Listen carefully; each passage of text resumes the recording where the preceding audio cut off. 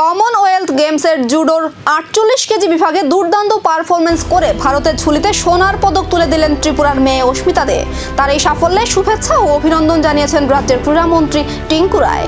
অস্মিতার এই ঐতিহাসিক জয়ে উচ্ছ্বাসে ভাসছে গোটা রাজ্য।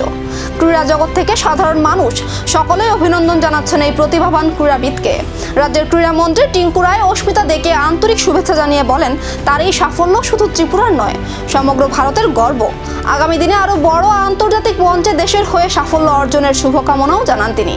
অস্মিতার এই স্বর্ণজয় প্রমাণ করে দিয়েছে, কঠোর পরিশ্রম, অধ্যাবসায় ও আত্মবিশ্বাস থাকলে ছোট রাজ্য থেকেও বিশ্বমঞ্চে ইতিহাস গড়া সম্ভব। আজ আমি সত্যি গর্ববোধ করছি এবং গর্বান্বিত, কারণ আমাদের রাজ্যের মেয়ে, আমাদের স্পোর্টস স্কুলের মেয়ে আজ গোটা পৃথিবীতে আজ কমনওয়েলথ দেশগুলো যেখানে সবাই প্রশংসিত করছে, এবং আমরা যারা ত্রিপুরা রাজ্যের ক্রীড়া দপ্তরের আধিকারিকগণ এবং আমি ক্রীড়ামন্ত্রী হিসাবে আমি অস্মিতাকে ধন্যবাদ জানিয়েছি, শুভেচ্ছা জানিয়েছি। পাশাপাশি মাননীয় মুখ্যমন্ত্রী সহ প্রধানমন্ত্রী ধন্যবাদ জানিয়েছে।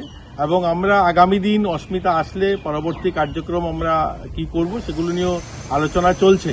আমরা আজ গর্ব করছি যে আমাদের স্পোর্টস স্কুল থেকে বেরিয়ে যাওয়া একটা মেয়ে এত প্রত্যন্ত বিলুনিয়ার মতো জায়গা থেকে আসা, এবং আজকে গোটা পৃথিবীতে তার নাম সবাই স্মরণ করছে, সবাই তাকে শুভেচ্ছা জানাচ্ছে, সবাই তাকে অভিনন্দিত করছে। আমি সত্যি আজ গর্ববোধ করছি। ত্রিপুরার মাটিতে জন্ম নেওয়া এক কন্যার হাতে এলো দেশের গর্বের সোনা। এখন সকলের নজর এই সাফল্যের পর আন্তর্জাতিক অঙ্গনে অস্মিতার পরবর্তী স্বপ্ন পূরণ কতটা উজ্জ্বল হয়।